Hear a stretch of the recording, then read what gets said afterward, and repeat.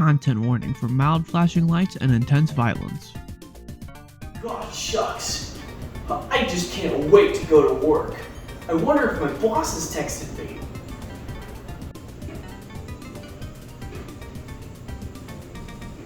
What am I supposed to do now?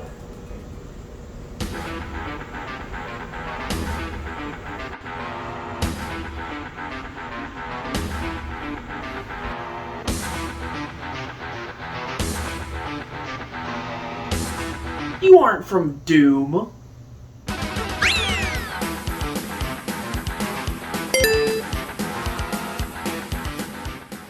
So is this really what we're doing for this one?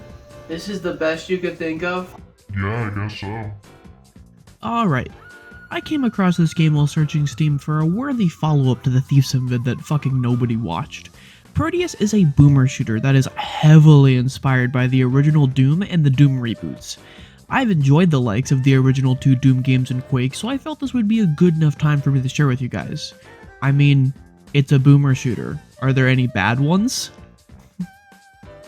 Now that I've reached my minimum 2 sentences of introduction, we have a story to get to. Nope, hold it right there. What do you mean hold it? You always have to talk about the story first. There isn't one. What do you mean there isn't one? There's a story in every game. Just look.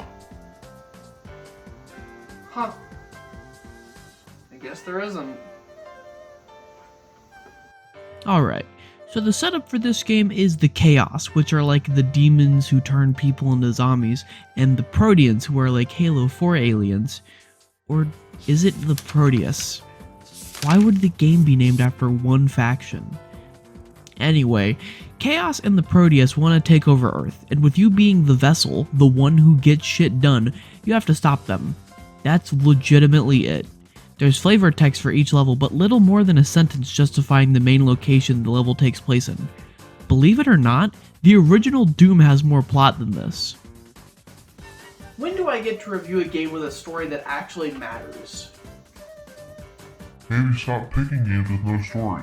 You've reviewed 2 simulators, a Tony Hawk game, and 2 multiplayer shooters. Listen, this one wasn't on purpose, alright? And listen, Ultra Kill has a story. Why can't this game? You haven't even played Ultra Kill. I'm getting around to it. Don't misconstrue that as me comparing this game to Ultra Kill. Ultra Kill has plenty of unique and interesting mechanics. Now I hope you all can forgive my bluntness, but this game does not. When I said earlier that this game was heavily inspired by Doom, I meant it. Just about every single thing in this game is taken wholesale from Doom with few exceptions. I wouldn't even go so far as to call this game a boomer shooter. You can be even more specific and just call it a Doom successor, or a Doom clone if you're old. Now, I clearly don't think that's the worst thing in the world. I mean, I enjoyed the game, but to understand why, let's get into the campaign. Each level is generally point A to point B, with you finding hidden secrets and killing enemies along the way. This is identical to Doom structure, but with one difference. With very few exceptions, the level design is near perfection. In the original Doom, everyone remembers the awesome shooting action, but no one remembers the whole getting lost and finding keycards and everything looking the same. Despite having the exact same level structure, Prodeus manages to avoid all of that and have a near constant stream of action. I noticed almost immediately how unneeded the map was in this game. On my first playthrough, I only got turned around once or twice while looking for secrets. Now, the secrets are an aspect of level design I'm much less sure of the quality of. A lot of the times, they're like Dooms, having ammo and armor and maybe a surprise enemy, but sometimes they have ore fragments.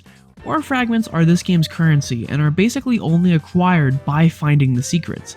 And on one hand, I like that exploration is rewarded with more than immediate gameplay bonuses, but on the other hand, the things you can buy with the ore fragments should not be locked behind secrets.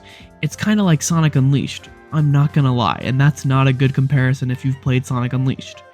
The first 2 tiers of shop items include the Super Shotgun, which is one of the best guns in the game, the Plasma Rifle, which see previous, along with 2 movement upgrades which should be basic abilities. It is entirely possible the player can get through a significant portion of the game and just not have these items, due to the fact that the level design is so expertly crafted to guide you to the end with no slowdowns. I would know it's possible, because I had to go back to levels to unlock the plasma rifle and movement upgrades when I realized I basically needed them. Now, replayability is nice and all, but when people say replayability, they don't mean backtracking. And trust me, it's not fun just looking around for secrets when you've already beaten the level. Now that I've mentioned the weapons, I should probably take a closer look at them. The sound design and weapon feel is great, no complaints there. The developers of Black, one of the first FPSs on PlayStation 2, famously said it should be fun to shoot guns in an empty room, and in this game it is. It's even more fun when you shoot enemies in a room. My personal favorites are the Super Shotgun and the Arc Rail. Each weapon has a right-click function, and it's usually the defining trait. Some are super important, like the Super Shotgun firing all 4 rounds and one-shotting most enemies, or the Arc Rail becoming a sniper. The Super Shotgun became my main weapon for any map small enough to support it. It one-shots regular enemies, the charging tanks, minigun guys, and it two-shots boss enemies. Some right-click abilities are less useful, like the burst mode on the starting pistol, or the Chaos Caster, I don't know what the Chaos Caster's right-click function is.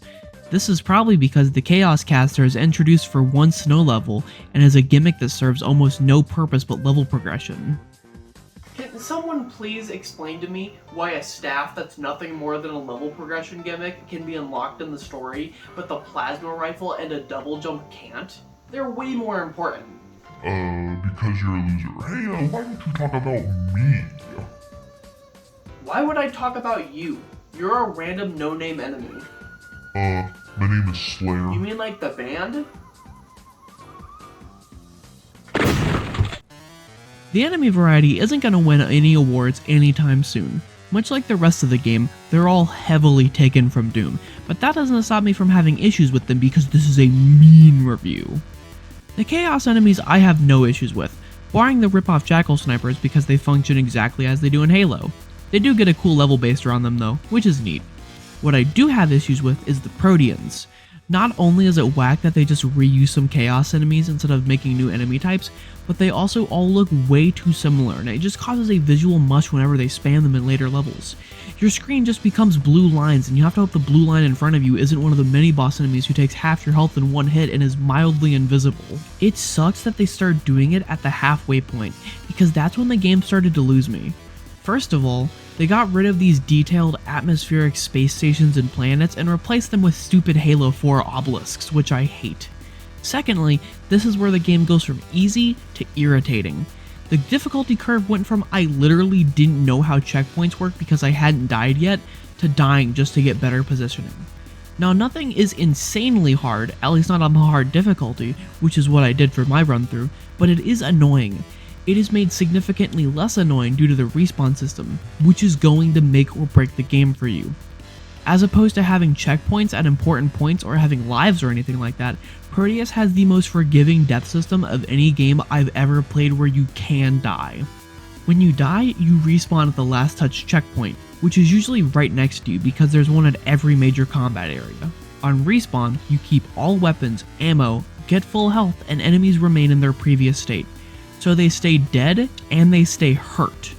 This means you can keep respawning forever and ever and keep bashing your head into the wall until you proceed, which breaks the game in half.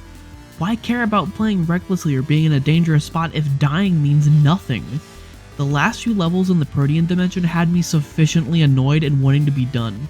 This game brought me back with the ice levels and then lost me with this dickhead. Yeah, see this guy? He is very strong. The ice levels spam him in just about every combat encounter, and he can two-shot you. Just a simply annoying enemy. He's like the chlamydia of enemies. I'd get being two-shot on the hardest difficulty, that's fine, but on hard? No, that's ridiculous. Now, to stop being a whiner for just 1 second, the end of the game did finish strong. The final Chaos levels are probably some of the best in the game, and I really enjoyed them. They have great atmosphere and great gameplay, but that's kinda half-hearted because the atmosphere is entirely ripped from Quake, so... I did consider doing a second playthrough on a higher difficulty, but the sudden spike in the middle of the game made me wonder what that would accomplish. It would make the first half more interesting and tough, which is desperately needed, but the second half would just be a constant kick in the balls. If it wasn't clear enough, I finished this game very conflicted. Like when a girl meets a great guy but he plays League. You really want to like him, and he's great in most ways, but the bad parts are really rough. To try and consolidate these feelings, I decided to try some custom levels. Much like Doom, for the 47th fucking time, this game launched with a level editor, so there's a good bit of community-made stuff to try. I decided to play the highest rated custom map, and holy hell, it is good. This cemented for me how solid the game's core gameplay is, and how even enemy spam can be done well when approached right. I wouldn't be surprised if the map creator has done Doom or Quake custom levels before, because this definitely isn't an amateur job. Hats off to them. The boss fight might be a little tanky for what it is, but who am I to crap on this map? It's great. Sadly, I couldn't find any lobbies, so multiplayer was a no-go. I tried switching to all the different servers, and when I switched to Russia, it broke. I bet co-op is fun, so I'll have to try that and get someone to play. It's kinda sad this counts as yet another dead boomer shooter. Just another game that proves that Racevic video wrong. Now, to finally answer the question you've all been waiting for, do I actually recommend this game? Well, yeah, I'm gonna give it a soft yes. Despite the fact that I think the campaign loses me really fucking hard in the halfway point, and it's not the greatest game ever, it's still fun. It's a really solid base. I think it's a great starting point for people who want to get into boomer shooters, or people who are more casual and don't like games that are overly punishing. You can argue this game is underly punishing, but it's better to be punished less than you want than more than you want in my opinion. I think at certain points the game could definitely be improved, but as a whole, it's pretty fun. For $25 though, I'm not so sure if most people want to stomach that for a game you basically can't fail. If you can get it for under 15, I recommend it. But aside from that, maybe just play Doom 2.